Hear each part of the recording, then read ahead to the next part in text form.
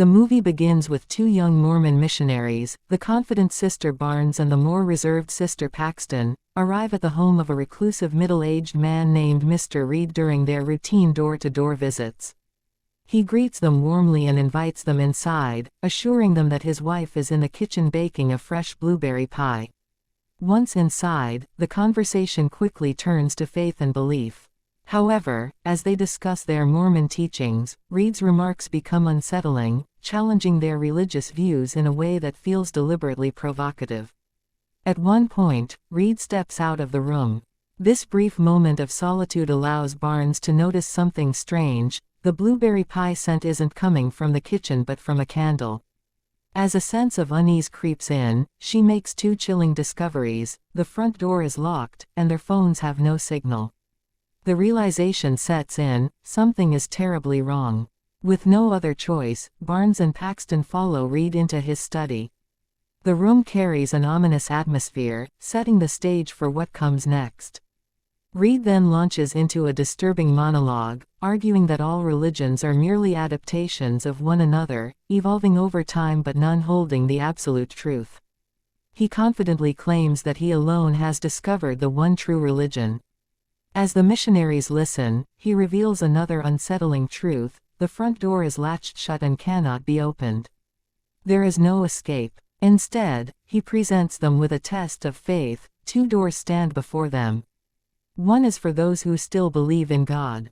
The other is for those who reject their faith. The implication is clear: this is their only way out. However, Barnes refuses to comply. She pushes back against Reed's claims, rejecting his reasoning and challenging his so-called truth. Despite her defiance, they ultimately enter the belief door, hoping it leads to safety. What they find is far worse than they imagined. Both doors lead to the same place, a dark, underground dungeon. Their fate is sealed. Trapped in the dark dungeon, Barnes and Paxton are confronted with a ghastly sight. A frail, decrepit woman enters the room and, without hesitation, consumes a poisoned pie.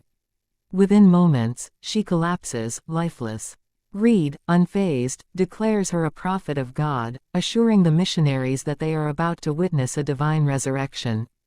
The claim unsettles them, but before they can process the situation, an unexpected interruption occurs. A church elder arrives at the house, looking for them. Desperate for rescue, Barnes and Paxton scream for help, but their cries go unheard. The elder, unaware of their presence, leaves. Their last hope for escape vanishes. As they return their attention to the woman, Paxton notices something strange: her position has changed. It's as if she was moved while they weren't looking. Then, the impossible happens: the woman resurrects. She describes the afterlife in vivid detail, as though she had truly crossed the threshold of death and returned.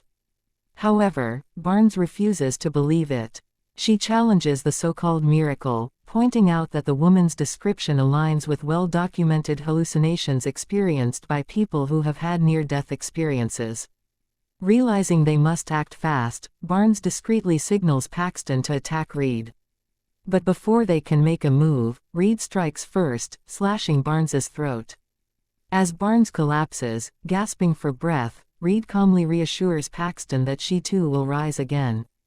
As Barnes lies bleeding out, Reed calmly reaches into her arm and pulls out a small metal object.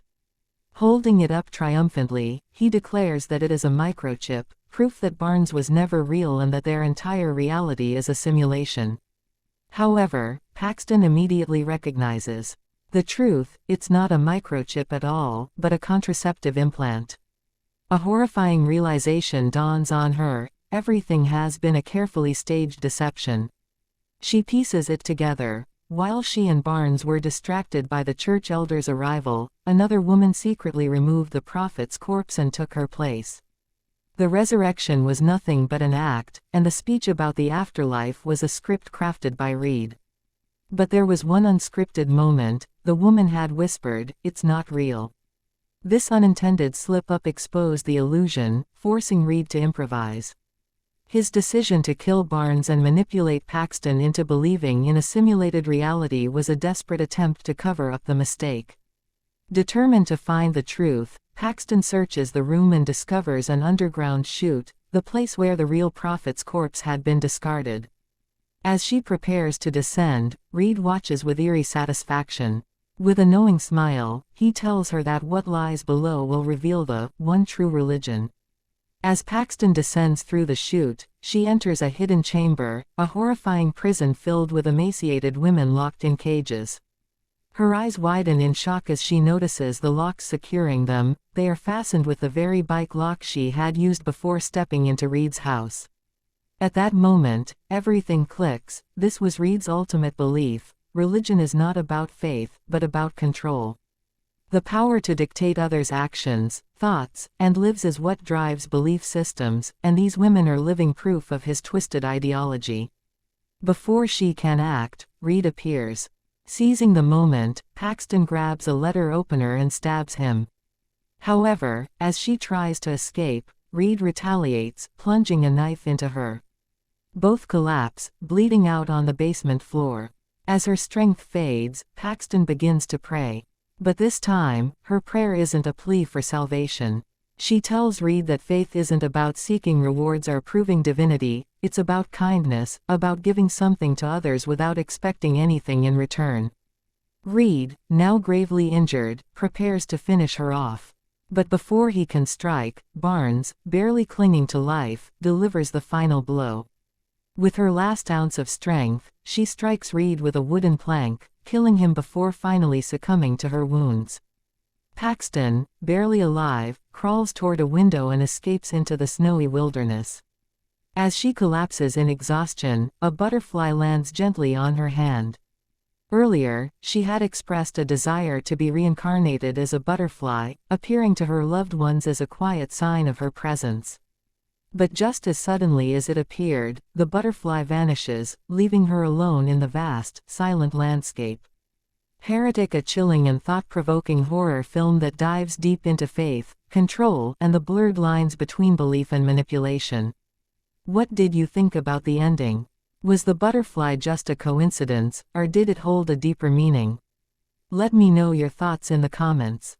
If you like our work, don't forget to like, share and subscribe to our channel.